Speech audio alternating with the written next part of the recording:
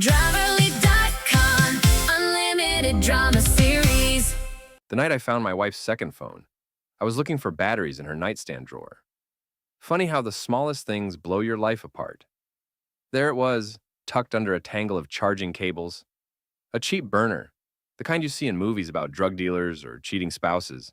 I guess I know which category Vanessa fell into now. My name's Eddie Marsh, and I'm an insurance adjuster. Not exactly thrilling cocktail party material, but it pays the bills and keeps me sharp. You learn a lot about human nature when you spend your days figuring out who's lying about their fender benders and water damage claims. Turns out everyone's lying about something. I just never thought my wife would be one of them. The phone buzzed in my hand. A text from B lit up the screen. Can't wait for tomorrow night. Wear that thing I like. My stomach dropped like I'd swallowed a stone. I sat on the edge of our bed, the bed we'd shared for 8 years, and felt something inside me go cold and quiet. Not angry yet, just calculating. Vanessa was downstairs, probably scrolling through her real phone, the one she let me see. I could hear the TV murmuring, some reality show about people with more money than sense. She loved those shows, said they helped her unwind after long days at her HR director job, where she spent her time firing people and restructuring departments. She was good at it too. Ruthlessly efficient, her boss called her. I was starting to understand what that meant. I put the phone back exactly where I found it, arranged the cables the same way. 8 years of marriage teaches you the small details. 8 years, and I thought I knew her. Thought we were solid, even if things had gotten a little routine. Guess routine wasn't exciting enough for Vanessa. Eddie, her voice drifted up the stairs. Are you coming down? The show's starting. Be right there, I called back, surprised at how normal my voice sounded. I went downstairs and sat next to her on the couch, just like every other Tuesday night. She didn't look at me, eyes glued to the screen where some blonde woman was screaming at her husband about a yacht. Vanessa laughed at something, that bright, sharp laugh that used to make me smile. Now it just sounded fake. You okay? She asked, finally glancing over. You look weird. Just tired, I said. Long day. She patted my knee absently and turned back to the TV. Her hand felt like a stranger's touch. That was 3 weeks ago.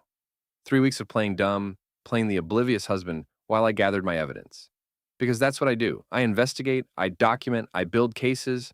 And if there's one thing I've learned from my job, it's that you never confront someone until you have all the facts. I called my best friend Dave the next morning. Dave's an IT guy, the kind who can make technology do things that probably aren't strictly legal, but definitely aren't traceable. We met in college, bonded over terrible pizza and worse beer, and he's been the only person I've trusted completely ever since. I need your help, I told him over coffee at the diner near my office. And I need you not to ask too many questions. Dave pushed his glasses up his nose and grinned. This is about Vanessa, isn't it? I knew something was off at the barbecue last month. She barely looked at you. That obvious? To me? Yeah, but I've known you both forever. He leaned forward. What do you need? Surveillance equipment? GPS tracker. Something that can clone a phone. And maybe access to some databases I'm not supposed to be in. Dave whistled low. She's cheating. Found a burner phone. Jesus, Eddie, I'm sorry. He was quiet for a minute, then nodded. Okay, give me 2 days. And Eddie, wear gloves when you handle my gear. I don't want your prints anywhere near this stuff. 2 days later, I had a small arsenal in my garage. The garage had become my sanctuary, the place where I could think without Vanessa's presence suffocating me. I told her I was working on restoring an old motorcycle I'd bought. She didn't care enough to ask questions. The GPS tracker went on her car that night while she was sleeping. Small magnetic thing, tucked up under the rear bumper, where you'd never see it unless you were looking.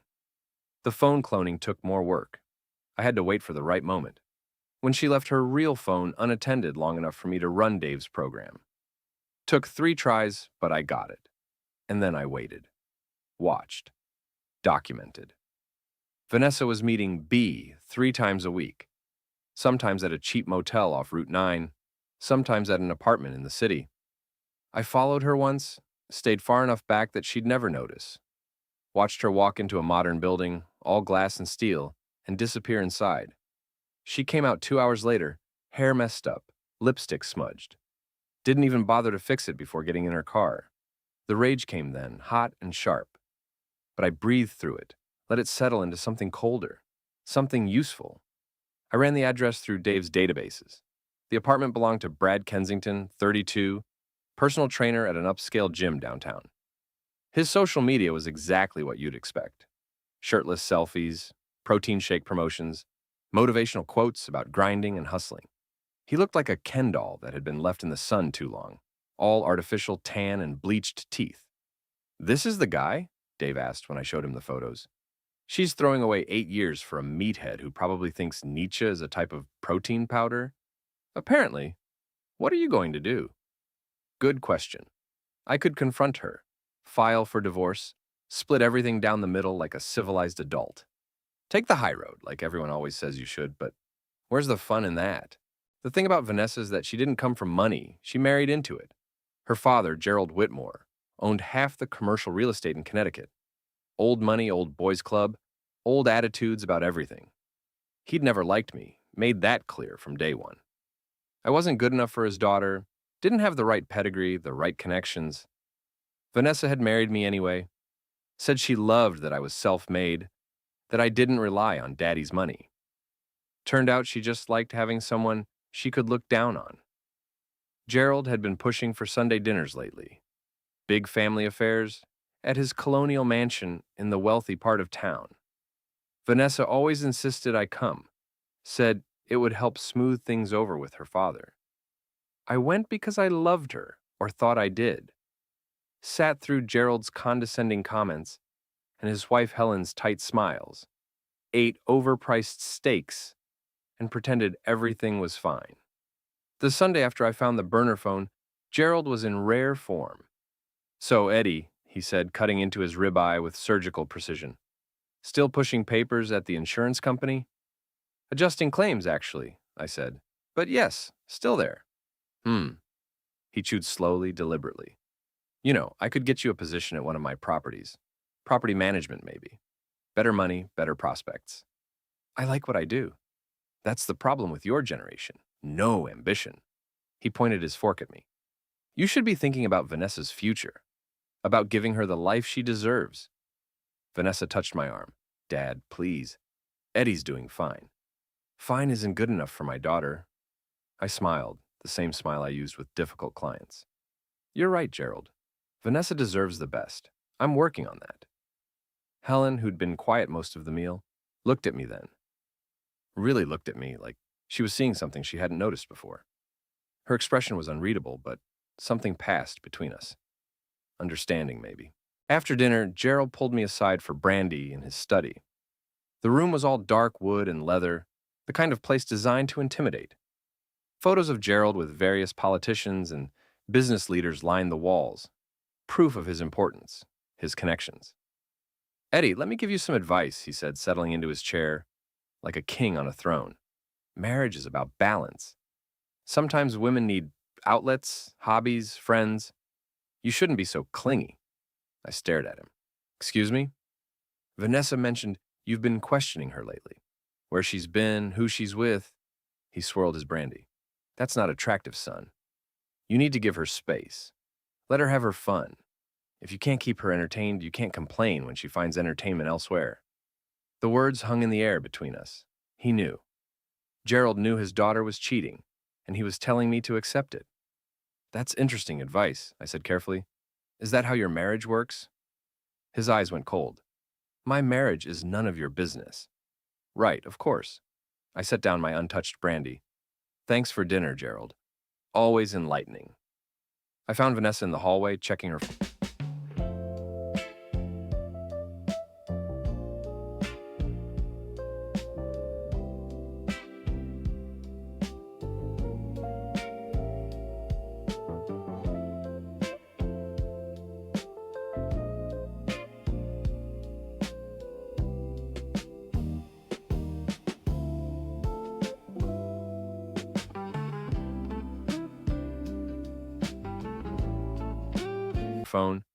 The burner, I realized. She tucked it away quickly when she saw me. "Ready to go?" I asked. "Sure."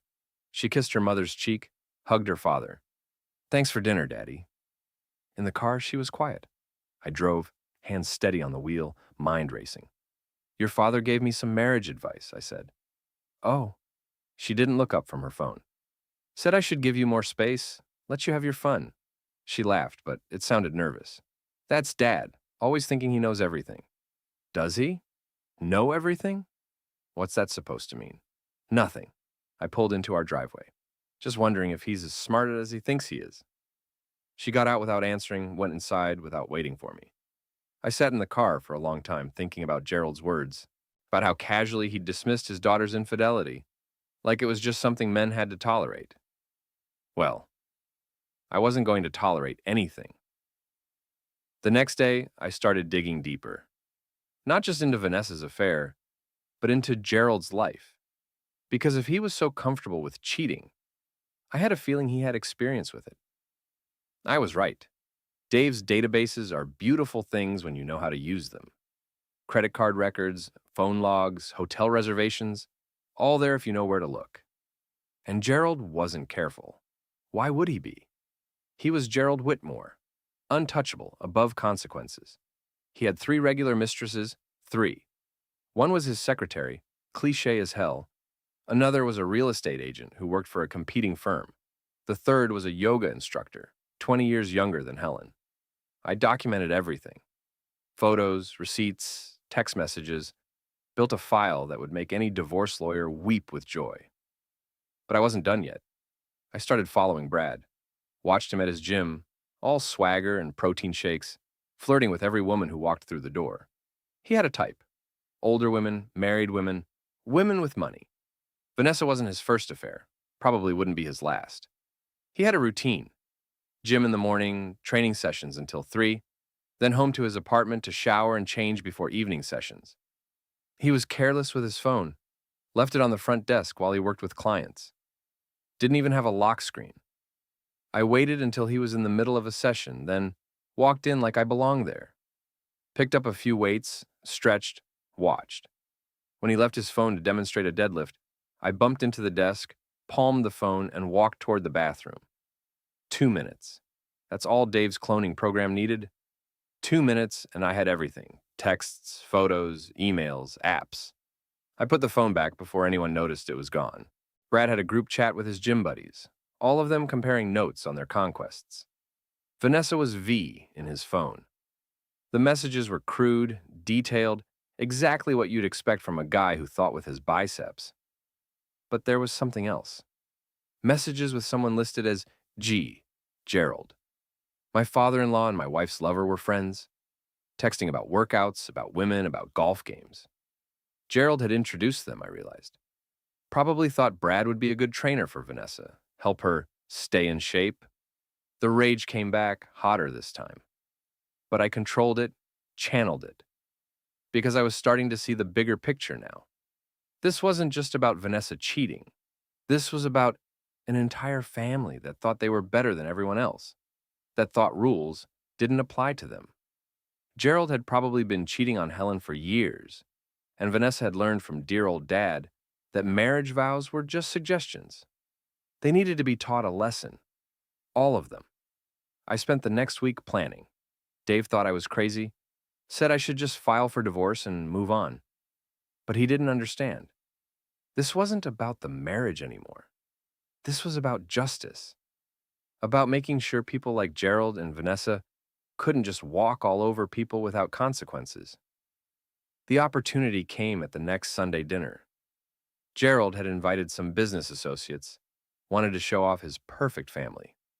Vanessa was excited, spent hours getting ready, wanted everything to be perfect for Daddy. I wore my best suit, brought wine, smiled at everyone.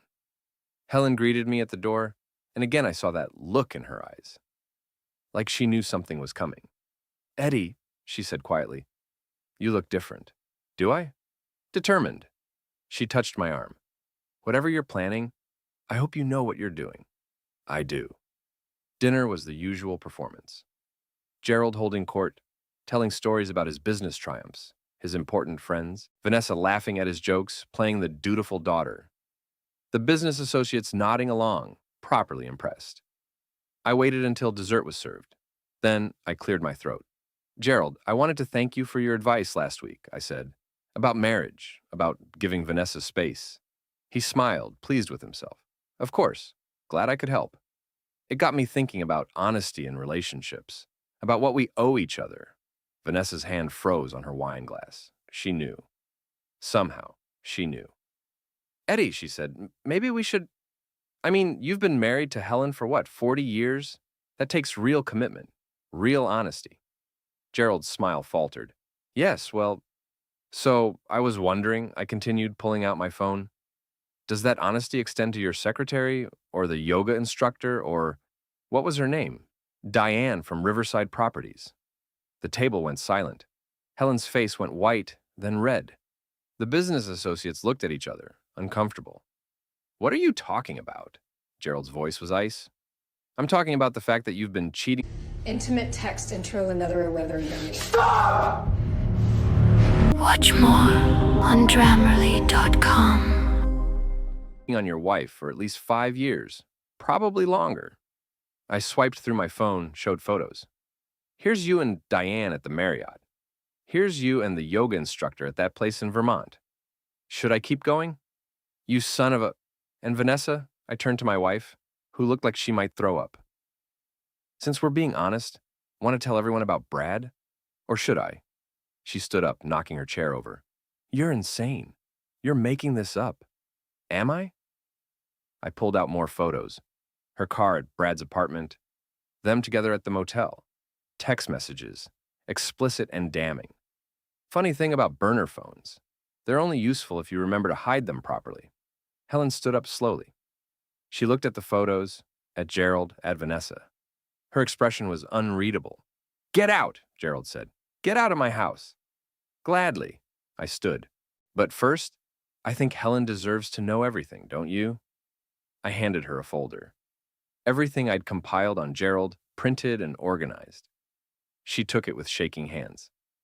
I'm sorry, I told her. You deserved better than this. She nodded, didn't speak. But her eyes were full of something that looked like gratitude. I walked out, left them all sitting there in their perfect dining room with their perfect lies exposed. Vanessa called after me, but I didn't stop. I was done with all of them. The fallout was immediate and spectacular. Helen filed for divorce the next day. Turns out she'd been gathering her own evidence for months, waiting for the right moment. My little revelation just accelerated her timeline. Vanessa came home that night, tried to explain, to justify, to blame me for snooping. I let her talk herself out, then handed her divorce papers. You can't be serious, she said. I've never been more serious about anything in my life. Eddie, please, it was a mistake. It didn't mean anything. Then why'd you do it 3 times a week for 6 months? She had no answer for that. I'll fight you, she said finally. I'll take everything. My father has the best lawyers in the state. Your father's about to lose half his fortune to your mother. I don't think he'll have much left over to spend on your legal fees. I smiled. But good luck with that. She moved out the next week. Stayed with friends, then with Brad when her friends got tired of her drama. I heard through the grapevine that her father had cut her off, furious that she'd embarrassed him in front of his business associates. Helen had moved quickly, frozen accounts, locked him out of the house. Gerald was living in a hotel, scrambling to save his business and his reputation. I should have felt satisfied, should have felt like justice had been served. But I wasn't done yet. Brad was the loose end. He'd knowingly slept with a married woman, helped destroy my marriage, and didn't seem remotely sorry about it. His social media was full of posts about living your truth and no regrets.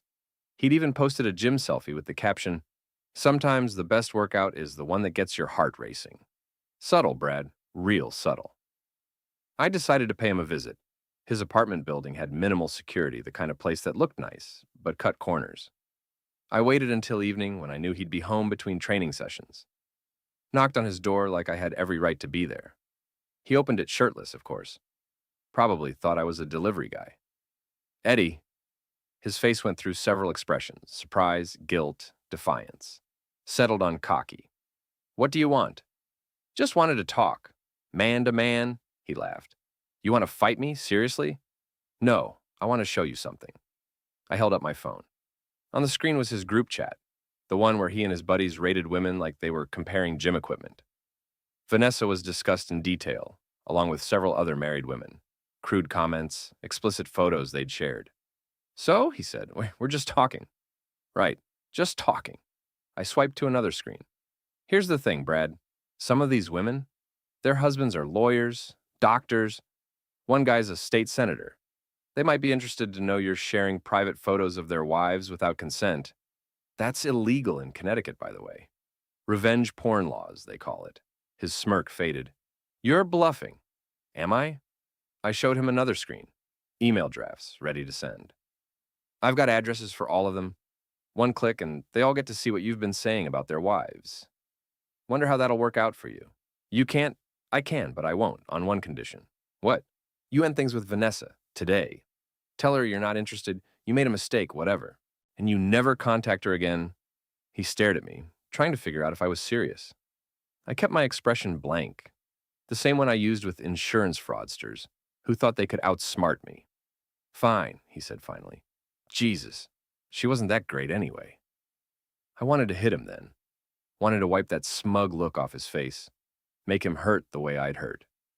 But that would be stupid, would give him ammunition, would make me the bad guy. Instead, I smiled. One more thing. I pushed past him into his apartment. Nice place, modern furniture, gym equipment in the corner. Everything neat and organized. The home of a guy who spent too much time thinking about appearances. I walked to his bathroom, found his protein powder collection. He had about 6 different kinds, all carefully labeled and organized. What are you doing? He followed me, confused. I dumped all 6 containers into his toilet. Flushed. The powder mixed with the water created a thick, gloppy mess that immediately started backing up. I dumped more powder down the sink, turned on the water, watched it clog. You're insane. Brad tried to grab me, but I sidestepped him easily. That's for the 6 months you spent sleeping with my wife, I said calmly. Enjoy the plumbing bills. I walked out while he was still staring at his backed-up toilet. Heard him cursing behind me, but I didn't stop. Didn't look back. Petty? Absolutely. Satisfying? You have no idea. Vanessa called me the next day, crying. Brad had dumped her, she said. Told her he couldn't handle the drama, that she was too much work. She wanted to come home, wanted to try again. No, I said, Eddie, please, I made a mistake. I love you. You love the idea of not being alone? That's not the same thing. I'll change. I'll do better. Vanessa, you had 6 months to do better. You chose Brad instead. She was quiet for a long time then. You're going to regret this. When you're alone and miserable, you'll remember what you gave up. Maybe, I said, but I'll still have my self-respect. Can you say the same? She hung up. I blocked her number. The divorce was finalized 3 months later. Connecticut's a no-fault state, so the cheating didn't matter legally. But Vanessa's lawyer was distracted. Gerald had hired him first for his own divorce, and Helen's team was destroying him. Vanessa ended up with a cheap public defender who barely knew what he was doing. I got the house, most of the savings, and my freedom. She got a harsh lesson in consequences. Gerald's divorce was uglier. Helen had been preparing for years, it turned out. She'd known about his affairs, had documented everything, had quietly moved money into accounts he didn't know about. When the dust settled, she got the house, the vacation property, and 60% of his business holdings. Gerald tried to fight it, but the evidence was overwhelming. His business associates distanced themselves, not wanting to be associated with the scandal. His political connections dried up. Last I heard, he was living in a condo in Florida, trying to rebuild his reputation and failing. Helen sent me a card after her divorce was final. Just 2 words. Thank you. I framed it, hung it in my garage next to my tools. A reminder that sometimes the best revenge isn't the loudest, it's the smartest. Vanessa tried to reconcile with her father, but Gerald blamed her for exposing him. Said if she'd been more discreet, none of this would have happened. They haven't spoken in months. She's living with her 3rd boyfriend since Brad, according to mutual friends. Still working at the same company, but her reputation took a hit. People talk, especially in our town. She's known now as the woman who cheated on her husband with a personal trainer. Not exactly the sophisticated image she'd cultivated. As for me, I'm doing fine. Better than fine, actually. The house is quieter without Vanessa's constant noise, her need for attention and drama. I've been sleeping better, eating better, actually enjoying my life again. Dave comes over most weekends. We work on the motorcycle. A real one now, not just a cover story. Drink beer, watch games, talk about nothing important. It's peaceful. I've been on a few dates. Nothing serious yet, but I'm not rushing.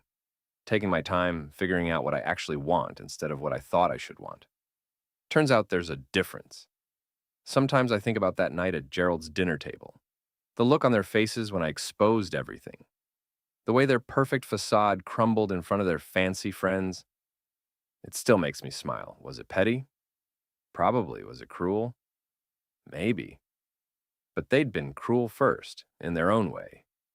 Cruel in how they'd dismissed me, looked down on me, thought I'd just accept their treatment because I wasn't important enough to fight back. They learned different.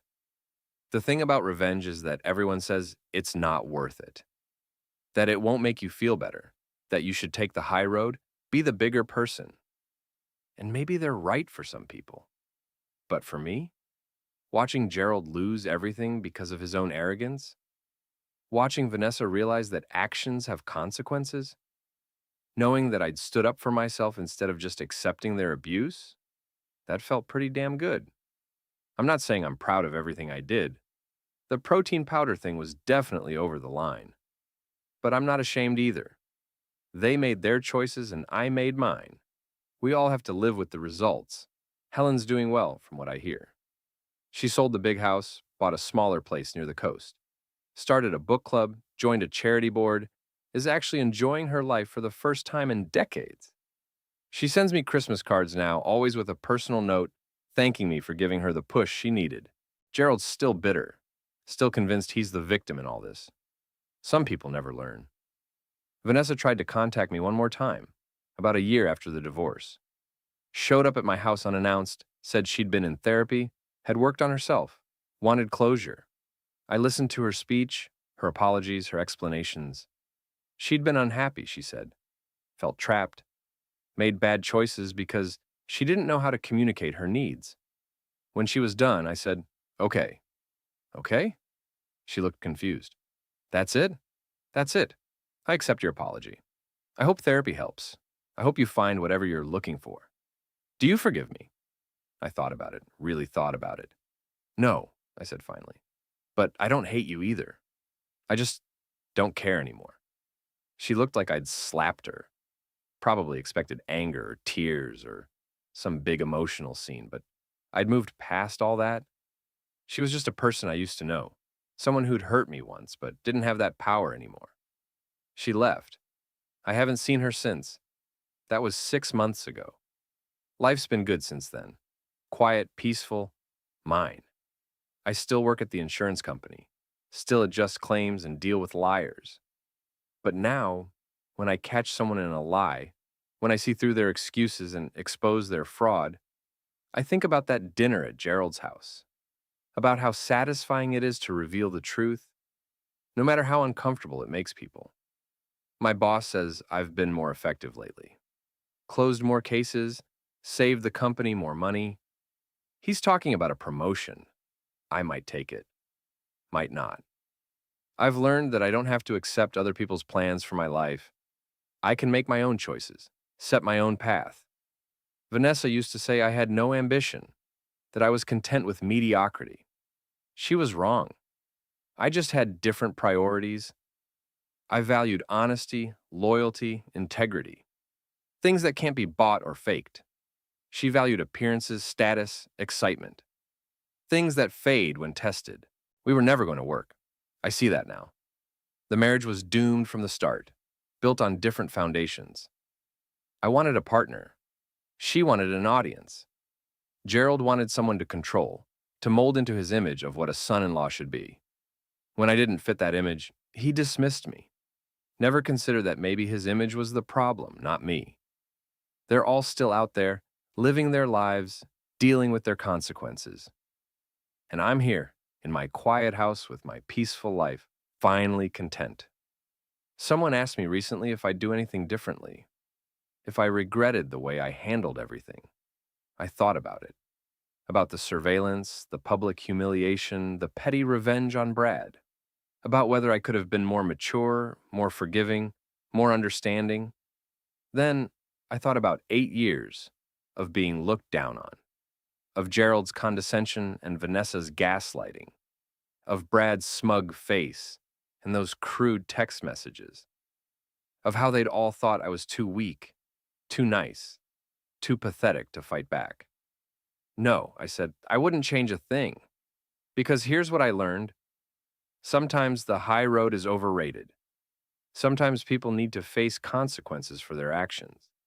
Sometimes the only way to win is to play the game better than the people who think they've already won.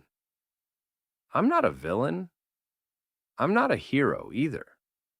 I'm just a guy who got tired of being treated like he didn't matter, who decided to matter on his own terms. And you know what? It worked out pretty well. The motorcycle's almost done now. Dave and I are planning a trip next summer, going to ride up the coast, see where the road takes us. No plans, no schedule, no one to answer to, just freedom. That's what revenge gave me in